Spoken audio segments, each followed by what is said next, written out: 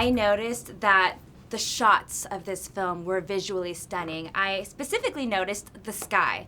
Whether it was the crisp, clear clouds or the sunsets, they were always gorgeous. So I want to talk to you about your specific vision that you had for this film initially. One of my first calls in assembling the crew was to call Dean Simler, my cinematographer that I'd worked with twice before. I think he's the greatest living, maybe the greatest ever living. And I told him we were going to go to Winnipeg, Canada to do this. And we had a minuscule budget. And we were up there looking around, and it hit us that the skies were amazing. And the sky and heaven have always been interrelated. The color blue then began to emerge for us. I've had friends watch the movie and say, there's so much blue in this movie. Was that intentional? And it wasn't a strategic thought. It just happened when we were conveying heaven. Then there was so much in the sky and in the colors. And I love to hear you say that you found it visually stunning. I do too. The movie's amazing to look at. It was so bright and beautiful that I was trying to figure out if it was real or not. It was completely real. And in fact, there's so much of an organic process that I get to go through because I write and direct, so I'm able to change things as we go. And something that emerged for me was the Lord's Prayer is on earth as it is in heaven. And what does that mean? And we embrace the notion that the way heaven looks is the way our earth looks, that this is God's finest handiwork, and that each other, the faces of the people in the crowd were beautiful and angelic for me. We don't have to imagine something supernatural to get a sense of what is really heavenly.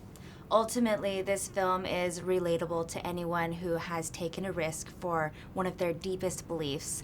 And I was wondering, what is the most important belief that you have had to take a risk for? Wow, what a great question. I think it is the sense that God made me for a reason. I either trust that or I don't. And that makes all the difference in the world. And if I am who I am intentionally, then my job is to be myself and let others be who God made them to be. And so that I'm not judged by their opinion of me, I'm only really judged by how faithful I am to who I am being made in the process of being made to be. That's what I would say. I have to have the courage to believe that all the time. It's a great answer. I have to tell you that I just asked that question to Greg Kinnear, and he couldn't answer the question, and he said, "What did Randy say?" And I said, I haven't interviewed him yet, and he said, whatever Randy says is my answer.